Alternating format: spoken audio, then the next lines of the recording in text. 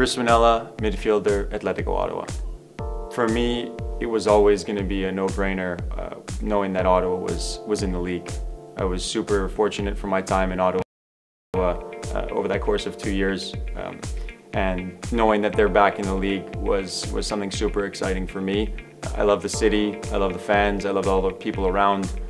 So it was almost a no-brainer when I was offered the opportunity to come back, and I took it with open arms and right away. In 2020, obviously the injuries kept me out, but I only really missed 2 weeks, and in a shortened season, it's a lifetime and you miss multiple games. But I've fully recovered since then, feeling great, feeling fit, feeling ready for 2021, and super excited to get started and working with the new club. During the off season, I was fortunate enough to build a little home gym in my basement. You know, I have a treadmill and some weights, so it was super great to have that, staying as fit as possible inside the house.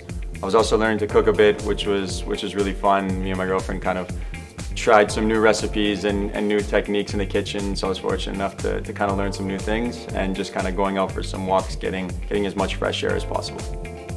When I'm on the pitch, I'll always give 100%. For a course of 90 minutes, it's going to be full out, no matter what it is. I'm going to make sure it's super important that the fans know that I will always be there for them in terms of giving my all, and the coaching staff will know the same thing, and I'm here for no matter what it is to give 100% for 90 minutes. My favorite soccer memory was captaining the national team during the Pan Am Games. It was something so special for me to represent my country and also wear the armband in front of my family and friends. Mista was actually on the first team at Toronto FC when I was in the academy, and I remember watching him play thinking, wow, this guy's unbelievable. I saw him around the training ground here and there and was fortunate enough to watch him play many times with the first team. And then now coming back and seeing that he's a part of Canadian soccer is something so special, and the fact that he's here in Ottawa and I'm going to be playing underneath him is something I'm really looking forward to, getting to know him and learning his style and succeeding under him. To the fans in Ottawa, I'm really happy to be back. I'm really excited that the 2021 season is almost here, and hopefully we'll be able to play in front of you guys and do everything we can to win and ultimately bring a championship to Ottawa.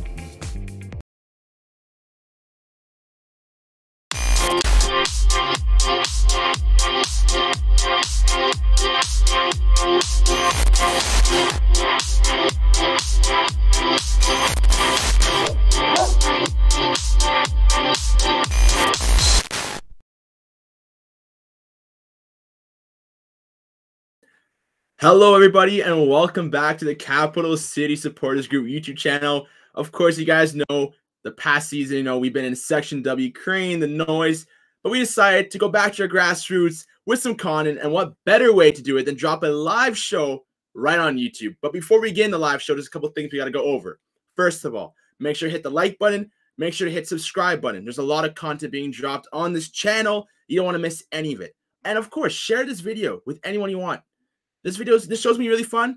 Share it with your friends. They don't want to miss it. And lastly, if you haven't joined as a member yet, visit capitalcitysupporters.com. Join as a member. It is free. You will not miss any events, any content, basically anything related to our beloved Atletico Ottawa club. And before I bring on the man that has all the questions, if you guys have any questions for our special guest, you can leave them down below in the live chat box, and I will ask them for you. I got you guys. But now it is time to bring on the man who has a lot to say on game days, possibly a little bit too much, and probably has a lot to say now.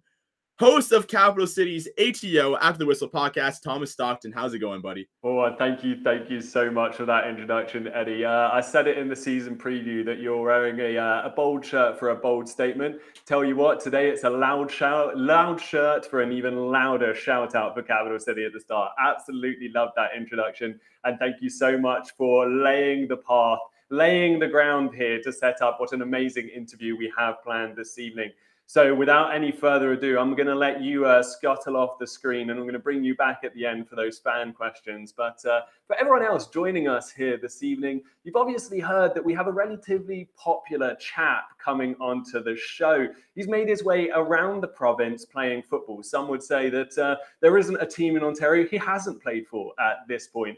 From TFC to York, and of course the Ottawa Fury. please give a loud round of applause in your homes. Drop a massive like, thumbs up, and show the love in that chat as well for Atletico Ottawa #6 midfielder Chris Mannella. How you doing, matey? I'm good. I'm good. What an introduction that was. How are you guys doing? Thank you for having me. You're very welcome. I won't let anyone know that you paid me for the big intro or anything, but it's all right.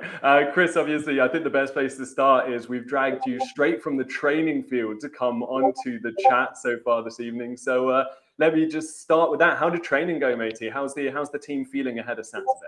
Yeah, training was really good. I mean, today was actually a quite competitive day, to be honest. We're a couple of days out from match day, so we can get some actual work in. But no, the team's looking good. I mean, obviously the games are coming fast and furious, and the schedule's not easy for everyone. But you know what? We're confident after a good point on the road against the top of the table. I think we're confident coming back home that we can actually, look for a good result against a very, very good team in Calgary.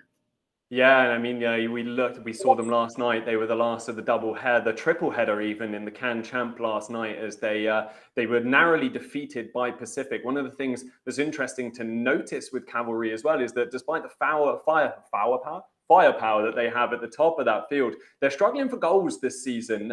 Is that something you guys have been analysing a little bit? I know defensively we've been a little bit shaky, but Calgary, Cavalry, whatever we're going to call them this evening. They're lacking a little bit up front despite that firepower. Yeah. I mean, that's definitely something we've been looking at. Obviously, we're all watching every single game around the league, so we kind of understand what's going on in what team. And for us, it's no different. Obviously we take each game differently, a little bit differently because of the team that we're playing. But we try to stick to our style no matter what. So for us, it's obviously something to work on, to know that, they're not necessarily scoring as many goals as they would like to be. So if we can keep a 0 at the back and then, finish our chances, then we can walk away with a very, very good result. So it's optimistic for me on Saturday, to be honest. All right, without teasing too much, and you can't obviously give away too many tactics or anything of the sorts, there was a great positive note for us Atletico Ottawa fans today, as some of the pictures from training were released with one Drew Becky pictured back on the field. Was he back in training today? Give us the scoop, Chris. Listen, Drew was flying today. I'll say that. He wasn't just back in training; he was flying today. I mean, the guy is, no matter how much time he has off, the guy's as fit as a fiddle. I don't really know how he does it, but he was back. He looked great. He's a huge component of our team, and we missed him. Or even around the locker room at times. He's just such a presence. But we definitely missed him, and seeing him back in the training ground was something that we all were really happy about. Fantastic. Yeah, we're going to touch on that a little bit more in a second. First of all, Chris, I mean, we have to start with the meaty stuff and the less pleasant stuff, as we will enjoy the conversation as it develops. But ATO, Atletico Ottawa's first full season in the Canadian Premier League, and it's been a struggle to say the least. How do you feel like the team? What do you feel the team has lacked really this season, with a lot of games that were very close to call? Yeah, I mean, it's not been easy. I mean, for everyone from top to bottom, obviously it's been a season where we've expected more, and we know we could get more out of. So it's hard to pinpoint one thing to say, we should be doing this, or we're lacking this, or we're lacking that. I mean, if you can just go by one thing, we've given up a lot of penalties. It's been one thing for us, and obviously Mista's harped on, stop giving away penalties. So I would say just sort of composure in the box would be one thing I can just pinpoint as a one factual thing, because I don't know I think we're at 9 or 10 penalties right this season. I think I would assume most in the league. So if I just had to pinpoint one thing, I'd say, the penalties, not giving up penalties, because I mean, you look at the games we've done, we've given up penalties. Is either we're losing by 1 or we're drawing that game. I mean, those are big points that we could be accumulating on the table if those penalties weren't given. So it's hard to say from a tactical standpoint or anything like that, because the guys are putting in the work. I think the performances have shown. So if I can just pick one thing that's just kind of a factual thing, would just be not giving up the penalties. I think that's been the biggest thing that we could have kind of avoided or changed from the season. And as you say, like, it's one of those, it would be great to change it, but we have to face the hardships that are in front of us and have occurred already. We can't change the past. And considering that, and on top of that, the number of injuries that have been picked up, and we'll get on to yourself a little bit as well in a second. But how does the group remain united when things it's just one lack of concentration and stuff like that? How does a team not become divided in such a situation? Yeah, I mean, Misha's done a really good job for keeping us all together and making sure that we're kind of a unit no matter the situation. And for us, it's staying positive in kind of knowing that the results may not necessarily provide the best kind of showing of what we've been doing on the pitch. So it's not easy, right? It's not easy for anyone. I'm sure for Fernando at the top, for Mista, for you guys, it's not easy to stay positive in a situation like this.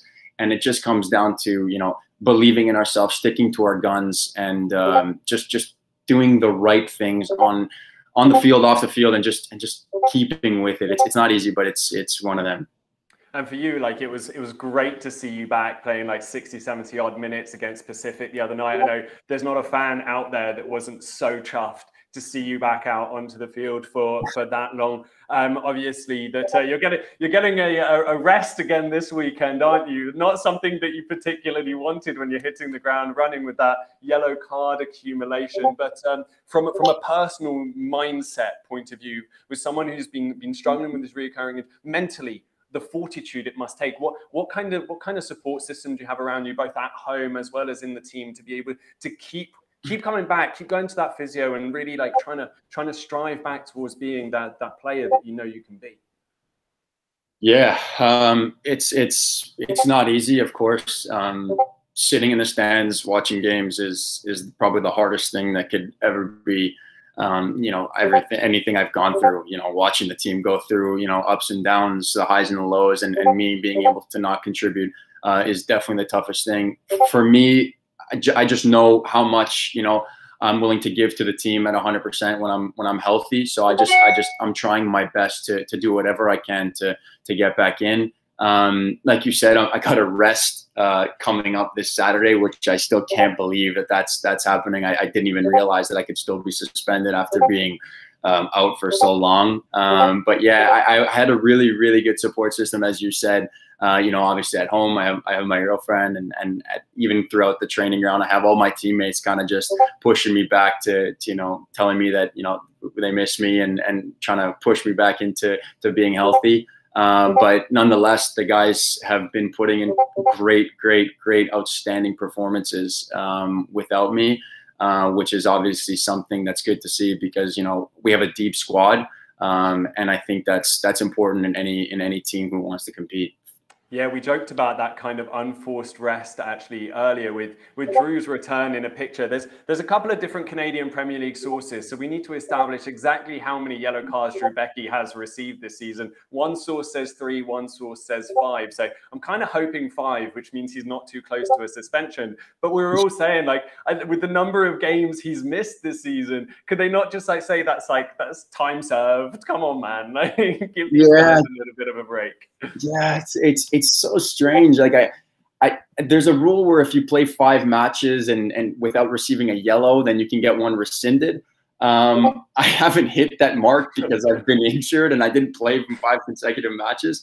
So I remember I literally opened my phone against right after the Pacific game, and I received a message, and it said like, oh, it was actually from my girlfriend. It was like, oh, is it shitty you're not going to be playing on Saturday? I said, what? She's like, hey, you're suspended. I said, what do you mean? I said, this is insane. I couldn't believe it. So it's a strange one, but it is what it is.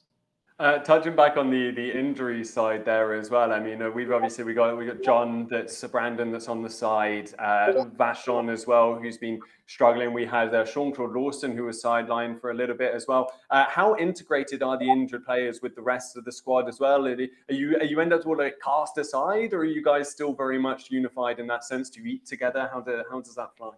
No, we're all together. I mean, you know, everyone reports at the same time. Maybe the injured guys even a little bit earlier from when I was injured, just kind of making sure I can get the treatment in before guys actually kind of give in for training. No, we're all integrated, no matter what, whether it's a season-ending injury as Brendan, or, you know, someone like myself who's kind of in and out, or even Sean who's in and out. Like, we're all together. We're a family regardless of who's playing or not. You know, from the person who plays a single minute to the guy who plays, you know, every single minute. It doesn't matter. We're all together, and that's kind of the culture of not only us, but I mean even Atletico Madrid, seeing the kids eat and sleep together, and at the dorms, and how they were so integrated amongst themselves. So it's just the culture that we've kind of created here, and the team has created, and we're all together. So no matter what, we're always a family. Now, I know you haven't obviously spent as much time on the field as you would have wished this season, but you still managed to bag yourself a couple of assists. I think you've got 2 already this season. So how do you feel about your own performances when you've been on the field, and what kind of influence are you looking to make in that midfield when hopefully after this yellow card accumulation is done, you're back on and you can hit that ground running again? Yeah, I mean, for me, it's getting back into obviously just game shape, in terms of just being there and doing the things that I know I can do. It's obviously not easy, kind of getting your feet back under you when you've been out for so long and in and out of the team. I remember even from the first training session, I've been kind of struggling with this out in Spain. So it's getting game rhythm in, and for me, it's you know, helping the team do as much as I can to ultimately win games, whatever that may be, whether it's tackling, passing, shooting, whatever it is. I'm there to do my job. So I'm just glad I'm closer to 100% than I've ever been, and I'm just looking forward to actually getting some minutes under my belt once the suspension is out the way. Yeah, looking back at the last game, the latest game you played, I actually rewatched the first half before this interview this evening. I think you can still play One Soccer floating around on my TV behind me. But you had a couple of nice feisty challenges in there in the first half. It was really competitive, and then the second half tactics seemed to alter. I mean, it was very much felt like conserving that lead. What did you make of those 2 halves, and which kind of style of football do you prefer the most? Yeah, I mean, yeah, it's a tale of 2 halves, as you said. It's basically just, you know, for whatever reason, you know, we kind of switched it up, and you know, that was on us.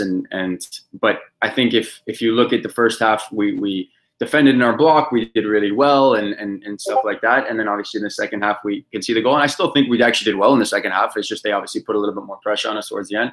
For me, the style of play is probably just, you ask any other soccer players, is the possession-based game, passing and keeping the ball and enjoying the game as much as you can, because, you know, ultimately we love having the ball. So I think any player would, especially a midfielder, would want to have the ball at their feet, passing and moving the ball. And then for me, I don't mind shying away from a challenge and being aggressive. I mean, if you remember me from my Fury days, I've gotten to a few kind of nasty challenges at the time. So I don't mind getting into it, but also I want the ball, and you know, we've actually been good at keeping the ball. If you look at our home record, you know, we're out possessing teams, we're out passing teams. So I'm happy, or I'm excited, I should say, to get playing on our home field, which is nice and big, that we can kind of keep the ball and out possess teams. So I'm looking forward to it. Yeah, looking forward to hopefully seeing that return to the more possession-based player. Well, I think I noticed in that second half versus Pacific, as they brought on some better players as well, and you guys kind of like condensed the space between the lines, which was forcing them to go wide all game. And it was a peppering of crosses over the space of 40 minutes that in the end, one of them got through. What I wanted to ask though, Chris, was I wanted to take us into the mind of a number 6, the midfielder in the heart of the midfield for Atletico Ottawa, because you've got some really interesting players around you. Acosta, who's a right footer on the left. You've got Zach, who's such an interesting forward player playing in a defensive role, right, and Malcolm, different players. You've got Sota. You've got such a variety of players in this team with you. Talk to me through, like, you receive the ball on the half turn, 35 yards out of our own goal, and you start looking forward. Like, where do your eyes gravitate to? Who's that player you're looking for straight away? Yeah, I mean, you kind of named some great players. I mean, the team we have is actually fantastic. I mean, you should see some of our training sessions. We're buzzing around, and you know, it's obviously on a daily basis. You guys don't get to see that, but you know, we got some great players. I think the fans can all agree that, and you know, just from watching the games, Soto is unbelievable as a 10. You know, he's crafty, he's shifty, he's quick. He's got a good shot on him. And, you know, he's that kind of perfect player to play in between the lines to kind of connect the back four, the midfield three, and then, or the midfield two, I should say, and then kind of the 10 and the forward line. So for me, it's, you know, if we can get him on the ball in the attacking third on the half turn, finding guys like Brian, Malcolm, Rafa, all these kind of players in the attacking third, I think we'll be successful. I mean, if you look at some of the stuff he's done over the course of even the last 5-6 games, he's been very influential in the attacking third, you know, feeding balls. He's got an assist against Pacific.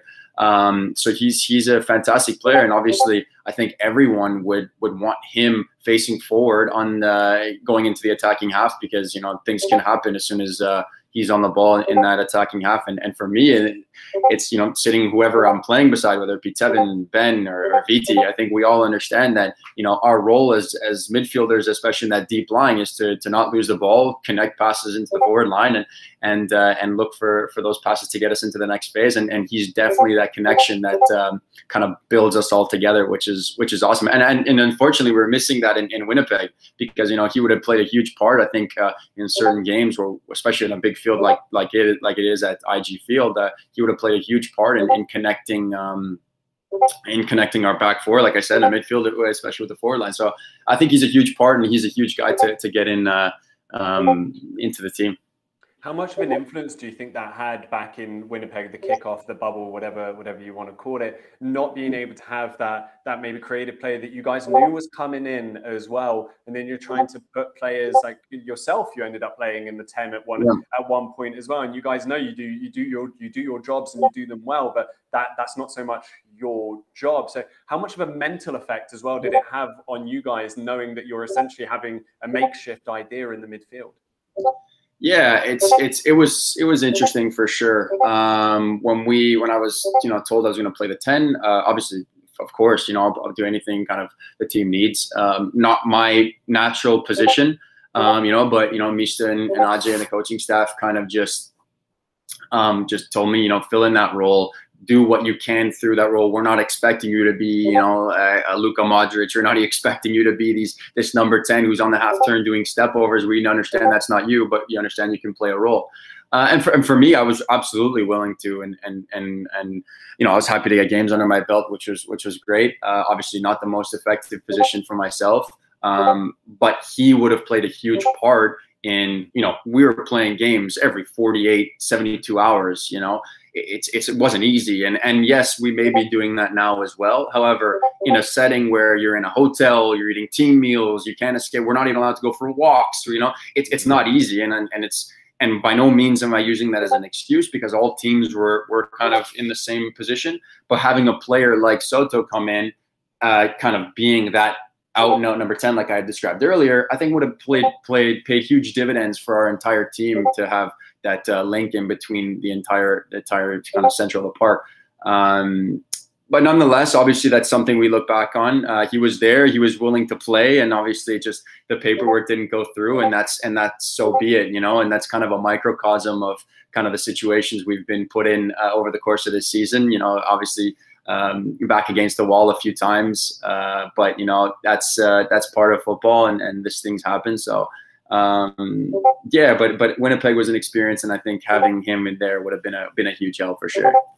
Casting our minds even further back, the experience you guys had through Atletico Ottawa, being able to go to Spain beforehand, was always going to be a curse, no matter what happened. And unfortunately, it's one of the hardest criticisms that's faced by your side, by you guys as a collective, having had that extra work together, that extra preseason that maybe some of the other teams weren't able to have, an opportunity for you guys to gel as a side as well. So I think that the main criticism that is thrown towards you as a group is the fact that, especially that time in Winnipeg, it maybe didn't look like you were as cohesive as some of the fans and pundits maybe would have expected after that time in Spain. What do you think was lacking there? What was the missing ingredient after coming back from Spain and being so everyone was so full of optimism with the way the squad had gelled, and then it just felt like there was just things that just went wrong? How do you see it? Yeah, that's a good question. Obviously, I mean, like I said earlier, it's hard to pinpoint one thing to just say that was the issue, remove that or change that, and we would be top of the table. So it's hard to say that. For me, and as an individual, and I'm sure some people would agree with me on the team, is we spent a long time in Spain, albeit fantastic, albeit, you know, a great experience. We were there for, you know, I think 80 days or something like that. It was just over 2 months, which is way more than intended, you know, and that's not anyone's fault, because one, we didn't know when the season was starting. We didn't know if we could come back. We didn't know the quarantine rules, you know, 14 days away, or sort of 14 days at home after we arrived back. We didn't understand all these things, and these are still things that were evolving, you know, every minute, essentially. So I think having that 80 days where you're still kind of in a confined bubble, not in your own space, you got a roommate, you're still eating team meals, that's not easy. And then straight transitioning into a bubble where you're doing almost the exact same thing for another 30, 35, 40 days, whatever it was. It's not easy. It's not easy on anyone's kind of mental state. It's not easy on anyone physically. There's a lot that comes into play. You know, guys are missing their families. They haven't seen, you know, a player on a team we haven't seen as his baby. You know, there was all these kind of factors that came into play where you don't necessarily think of when you just kind of turn on the TV, turn on One Soccer, and you see us, you know, not necessarily getting the results that we necessarily, the fans were hoping for, or the pundits were kind of saying we were going to get, or saying we were going to do. So it's not easy. I think as much as that helped us, I think it may have possibly hindered us. I don't know. You know, I can't say that was the issue, but I'm just saying it wasn't easy to be cooped up for that long and then cooped up again, playing games for, you know, every 72 hours. So I think it's a kind of a combination of all those things. And also is the game 72 hours apart, or even 48 hours at some point, is not easy as well. Especially when, you know, there was one point, if you look at our bench against, I think it was Pacific in the last game, we had 13 or 14 guys because guys were injured. You know, you're playing 90 minutes every 72 hours, you know, and that's a long time to recover, especially. So it's not easy. So I think a kind of combination of all of those things was the reason maybe necessarily we're not where we want to be right now on the table, and especially leaving Winnipeg. So it was tough.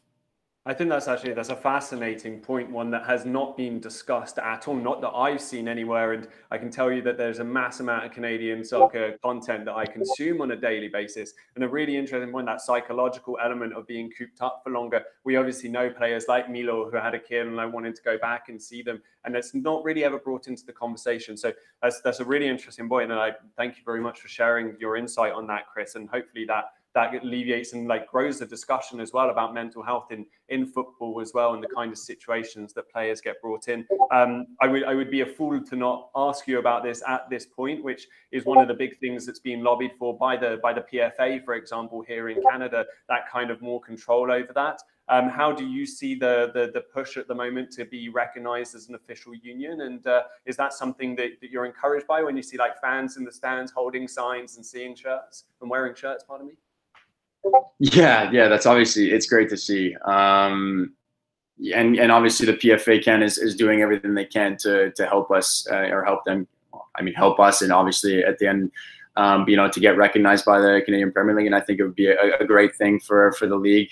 Yeah, and if they could help out with things like that, you know, just the little things that kind of make obviously this league better. And ultimately, you know, we want to give the best product possible.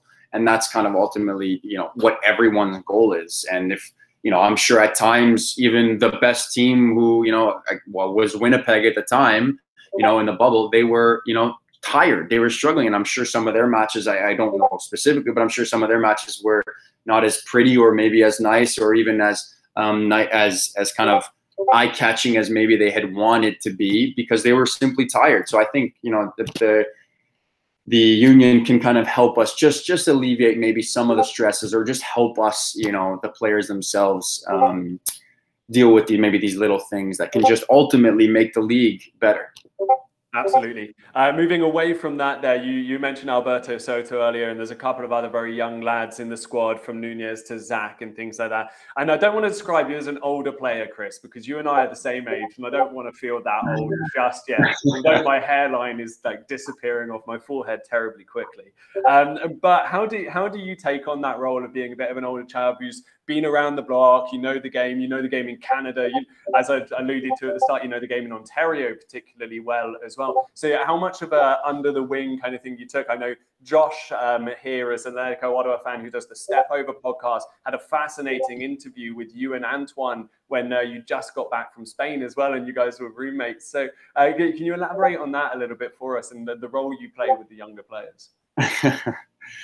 I'm glad you said I wasn't an older player right off the bat. You know, that would have been a problem. No, but obviously we have some of the younger guys on the team, and just kind of helping them through situations where, you know, I may have had experience where I've either, you know, learned from either me doing something wrong, or maybe I did something right at the time, or just trying to guide them into the directions where I see, oh, I went through that, you know, if I can help either Antoine or whether it be Sarafa or wherever it is, if I can help them through situations, is kind of just the role I've been taking. You know, one example obviously is Mamadou is a new midfielder who's coming in, who's 16 years old.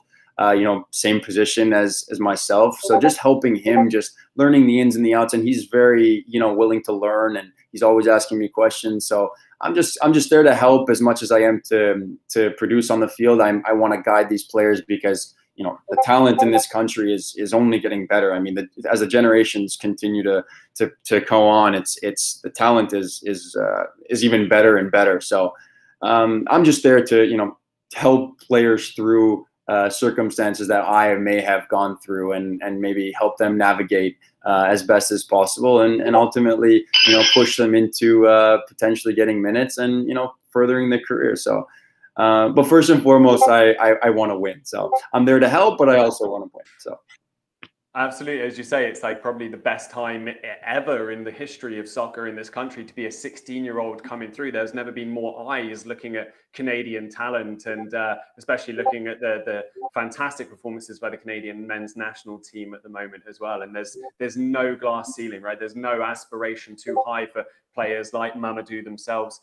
Chris, I wanted to ask you, we touched on the start as well about some of the struggles the team had been facing this season. I want to ask you what the atmosphere is like in the camp at the moment. You did allude to it a little bit. I mean, from a spectator point of view, you see things on the side, especially the Spanish group of players, Acosta, Nunez, Soto, sometimes like they're very much talking amongst each other. And like we all speculate, is there a language barrier or anything like that? So take us into the dressing room there. What's the kind of feel like at the moment?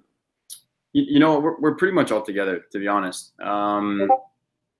Obviously, you know, the guys who speak Spanish solely, you know, Soto's English is getting better. Rafa's English is getting better, but obviously it's not great. And obviously they're going to gravitate towards someone they can communicate easier with, and that's okay. However, it's not like they're completely isolated, you know, and we're all intermingled in the locker room. You know, on away trips, whether it be meals, you know, we're all, you know, joking around. I mean, and Brian Wright, for example, is learning Spanish, and he's kind of joking around with them, and his Spanish is getting better and better. So I mean, we're all intertwined. It doesn't really matter. Obviously, like I said, they're going to gravitate towards where they can communicate easiest. But no matter what, I think we're all together, and the locker room, despite where we're at in the table, honestly, is in good spirits. We all know where we are, and we all know we don't want to be there. But regardless of that, I think we're still all together, and it's not like we've turned on each other and we're fighting each other and stuff like that. Everyone is still very much a family in the locker room.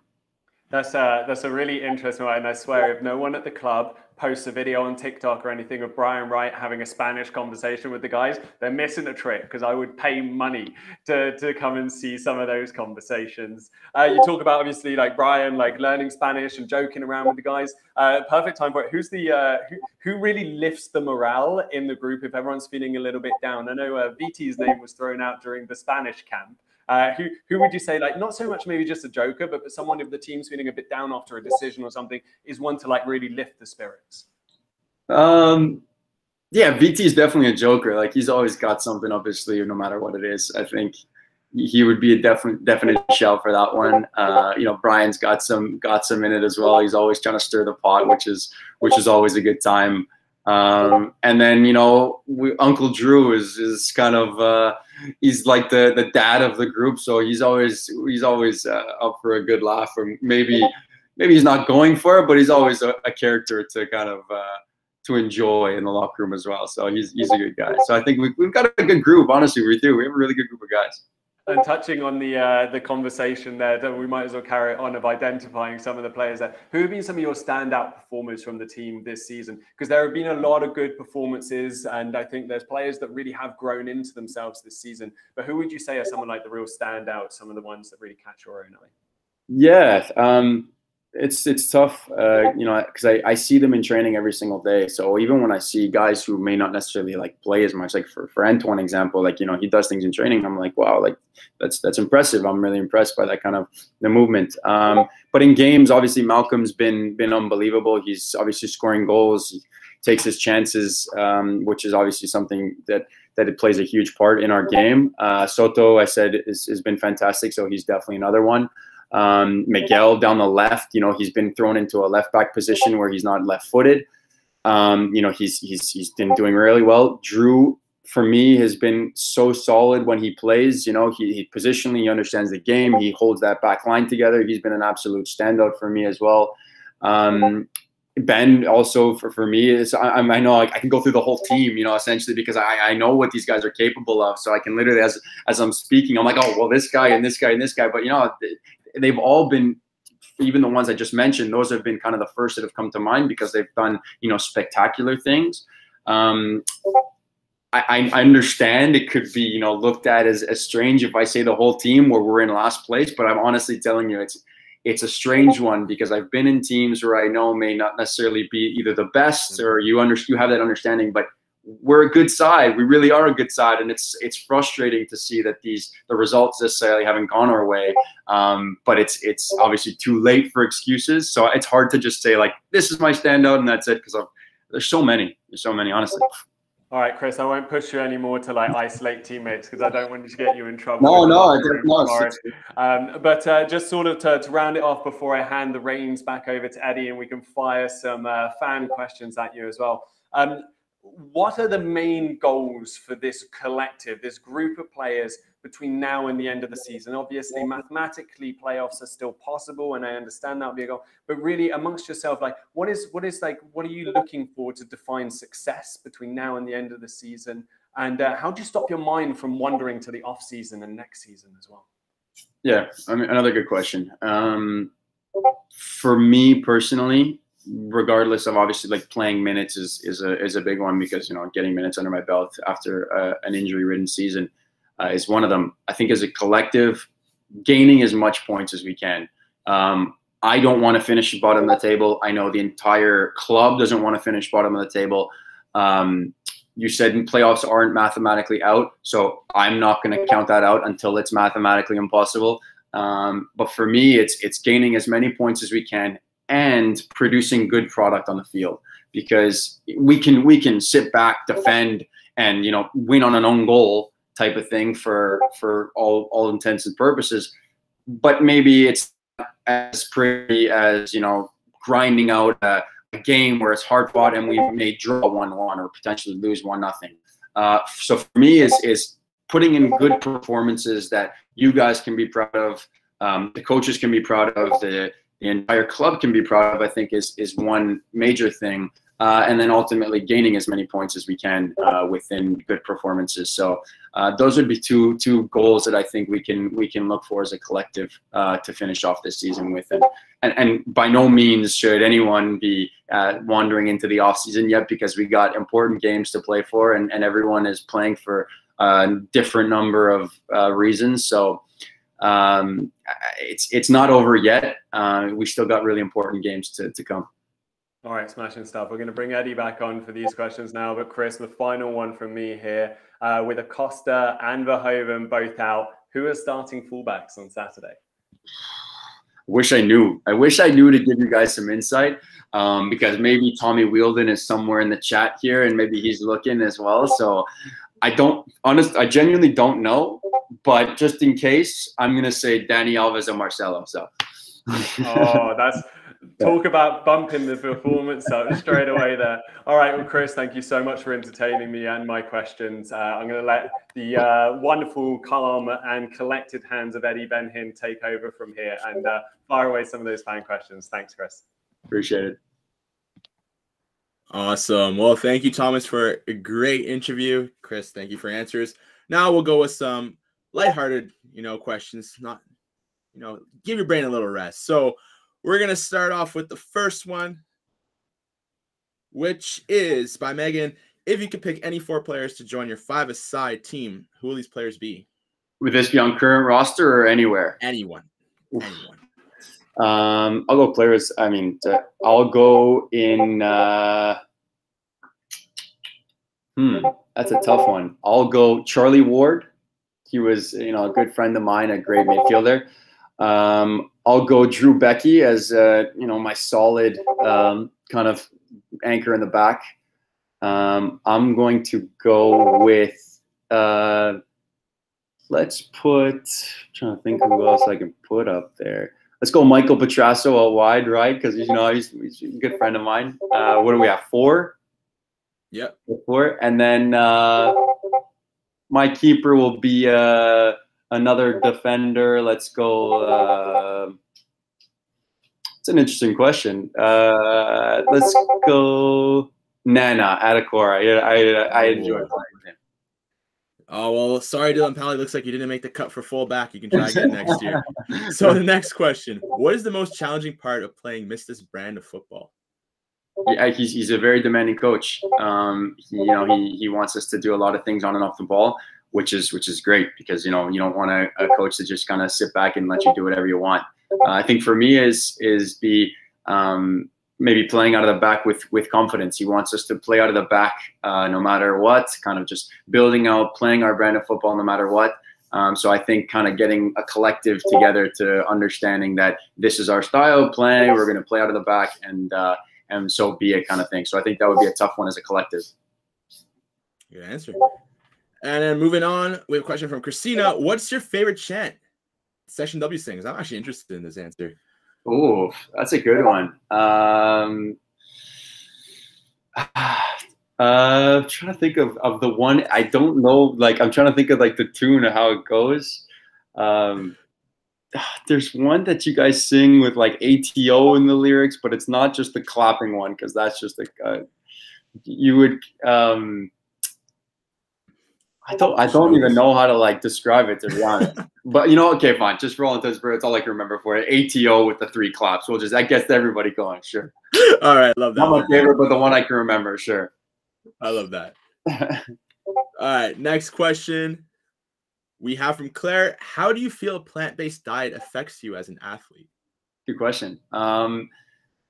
It's been really good to me. I've had kind of digestive problems for a long time, and ever since I've gone vegan, I've been feeling great. My fitness levels are high. I feel really, really, really good every time I'm running. Even while I'm injured, I come back and I still don't feel too unfit, which is great, and I feel energetic. So.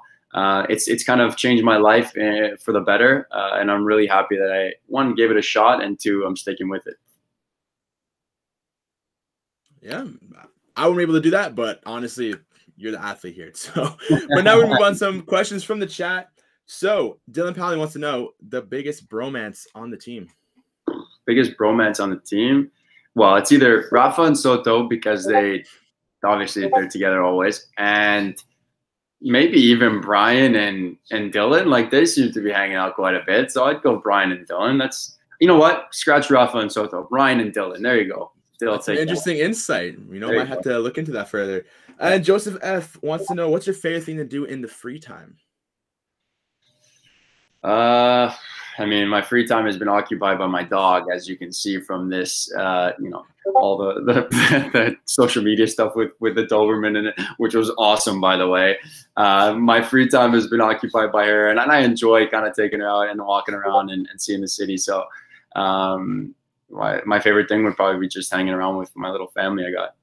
Awesome. And I know you've at Lansdowne sometimes in the market. How is that going? Yeah, that was pretty awesome, to be honest. My girlfriend's father owns a movie poster shop down in Toronto, and we kind of just signed up to get a tent for the 613 Flea, set up shop, and we were there all day. It ended up being an off day, which was even better. We set up shop, we sold some posters, and it was awesome. It was a great time, and I'm super glad we did. I met a couple of supporters as well. They came out to show some love. So that was awesome. It was an awesome time. Awesome. I have one last question for you. You know, as the match day officer, I got to ask, what do you want to see Section W improving on going forward to end off the season on a high note? I mean, honestly, you guys have been absolutely fantastic. Over the course of the entire season, you guys have been loud. No matter the results of what's been going on, you guys have been there for us. I think it's hard to improve on anything when you guys are near perfect. You guys are trying to bring people in. Yeah, you guys are trying to bring people in to join you guys. I mean, there was one time where you guys were doing the kind of the thunderclap with drums, and the entire stadium was in on it. It was awesome. It was awesome to see, and I was super, super, super proud to kind of witness that, because it's even at my time at the Fury, albeit the fans were also fantastic. The atmosphere nowadays is even louder and prouder than I've ever seen. So I'm super, super grateful for you guys. Well, as the chant goes, we're Ottawa till we die. And talking about bringing people in, we're going to bring back Thomas to wrap this up. Thank you once again, Chris, for answering all these questions. I know Thomas, you know, can be a hassle with a lot of his deep diving questions, but this is very fun to watch. Thomas, anything you want to say? Oh, no, I just want to say thanks again, Chris, for allowing me to actually go in and ask all of those things that like just tickle at the back of my mind when I watch you guys out on the field every day. So it's an absolute pleasure. Thank you so much for joining us, and make sure you hit us up after so we can get you a poster version of that 6 and Doberman right there. Yeah, I'd love that. I'd absolutely love that. And for me, if I can just say kind of one thing to close out. Not to bring up the kind of harp on this, but there was a moment where, you know, the players and myself included didn't necessarily come over to the supporters after the Halifax game. And I just wanted to make a point by that is it was obviously something that shouldn't happen again, because you guys have literally, we understand where we're at in the table. We don't want that to be kind of the season where we're at the bottom of the table and everyone's kind of left us and gone away and not cared about us. You guys have been there every single game. You guys have been supporting us. You've been doing nothing but good things for not only the club, but the entire atmosphere in the crowd. I had friends come up and watch games. They said, you guys are actually like have a good crowd, you know, going up. And that's all thanks to you guys. And I'm not trying to, you know, suck up to you guys, but I think I just wanted to make a point that it's important that we understand no matter what, you guys have been there, regardless of results, regardless of where we are, regardless of what's happening on the field. You guys are there every single home game. And I just want to thank you guys first and foremost, and apologize for myself and whoever else didn't, that shouldn't happen again, because you guys are priority number one, and you guys make that place a fortress more than ever. So thank you guys. You didn't have to do that, Chris, but greatly appreciated. And rain or snow, Eddie, we're going to be there on Saturday. I appreciate exactly. Chris, stay around. We have a surprise at the end of this. Awesome. And that's also to everyone watching. But thank you so much, Chris. Cool. Talk soon. Thank you, guys. Yeah, that's smashing stuff there. Absolutely elated to be able to do that. Before we let everyone go and we bring on the little teaser that jumped up there, I think Chris has seen it already, but he's going to stick around because he loves it. You've got to remember that you can sign up to be a member for the Capital City Supporters Group at any time. All the stuff is down there, rolling in the ticker at the bottom. It is free at the moment. Doesn't even cost you a penny. You get access, obviously, to the amazing content that the likes of Eddie is producing with his co-host Brandon. The MDO's down in the front. They've got cheap seats before the games. Myself and Johnny do our podcast, ATO After the Whistle, soon to be available on all podcast platforms out there, as well as an abundance of other things we've got going on. It's free this year. There's going to be changes. We're coming out of the pandemic. Things are going to change next year. So get in at the grassroots level. You know that's what you've got to do. Eddie, where else can they find out what's going on? Check us out on all our socials at Capital City SG. That's Instagram, Facebook, Twitter. We talk a lot on there, but it's a lot of insightful stuff that you want to find out. So check us out there. Absolutely. And whether it be on Twitter, we've got a thing going on. We've got a different thing going on Instagram as well. So it's not the same content. Go follow all of the channels. Our golden scarf competition is open as well. A golden scarf, you may wonder. Eddie's got a ton of scarves behind his head, but what's the golden scarf? the Capital City Supporters Group Player of the Year Award. You can go onto our website right now and vote for who you think should be the Capital City Supporters Group Player of the Year from Atletico Ottawa. Go do that now, and the winner will be announced at the last home game. We're going to be handing down a scarf to them as well. So have your say and make sure that everybody, the right player, pardon me, is given the right. Everybody can't win the golden scarf. It's too much of a privilege. And Eddie, finally, I'll let you wrap this bad boy up. I've been speaking for way too long. Talk to us about this weekend, and I'll let you see us out. Yes, so this weekend, we're taking on Cavalry, 4:30 p.m. If you guys want to know more about this game, the Cheap Seats, which is the new show Brandon and I have launched, which is just, hyping up the game, giving us some predictions. That's going to be dropping tomorrow. And speaking about the game on Saturday, it is required to show proof of double vaccination. Of course, to be considered double vaccinated, you need to be 14 days after your second dose. So make sure you have those ready on your phone to show at TD Play so everything goes smoothly. Unfortunately, I will not be at the game on Saturday. So Thomas, you got to make some noise for me, all right? You got to make some noise for me. But I hope you guys enjoyed this show. Make sure to hit the like button. Make sure to share it. Make sure to subscribe. Everything that we said, do it. And we'll catch you guys later on the flip side. And here comes the special surprise.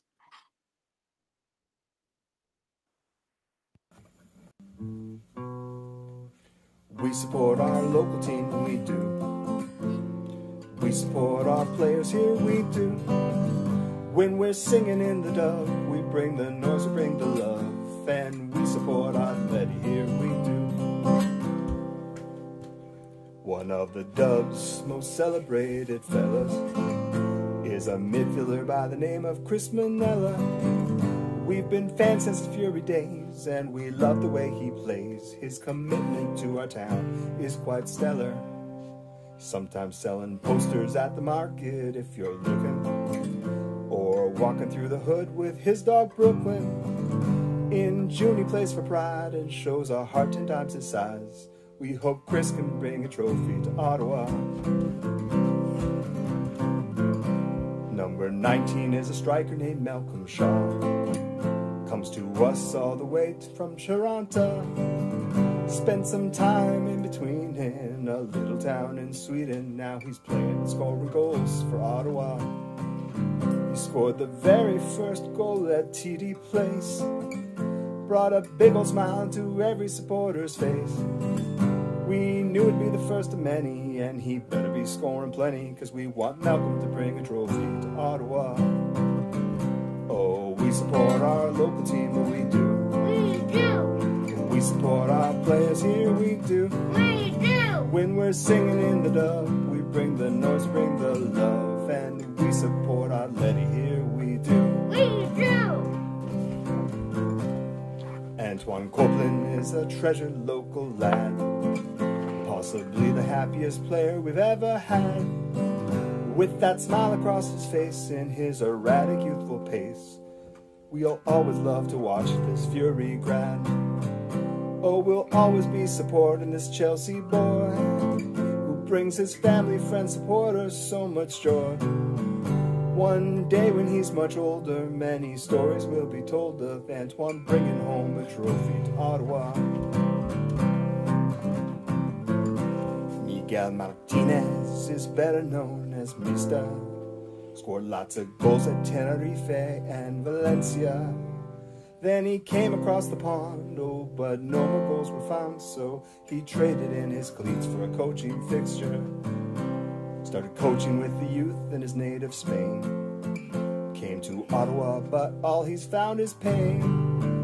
Yeah, he's got more cards than wins, but some of us still believe in him. Hope he can turn it around and win us a few more games. Oh, we support our local team, we do. Oh, we support our players here, we do. We do. When we're singing in the dub, we bring the noise, bring the love, and we support our Atleti here, we do. We do. When we're singing in the dub, we bring the noise, we bring the love, and we support our Atleti here, we do. We support our Atleti here, we do. We do. We support our Atleti here, we do. We do. Vamos, Atleti! That was awesome. That was awesome. I'm watching because the YouTube's behind, so I'm watching it now. Like, I freaking love this song. That was awesome. We were Capital City Supporters Group. Catch us later. We'll see you guys later. Peace. Cheers, guys. Bye. One brand new podcast called After the Whistle, being brought to you by the Capital City Supporters Group, hosted by me, Thomas Stockting. This is going to happen after every single home game, where we're going to be diving into some analysis of the game, as well as letting off some steam and just basically having an informal conversation about everything at Atletico Ottawa. I'll be joined with special guests every single week, so go check it out now on our website.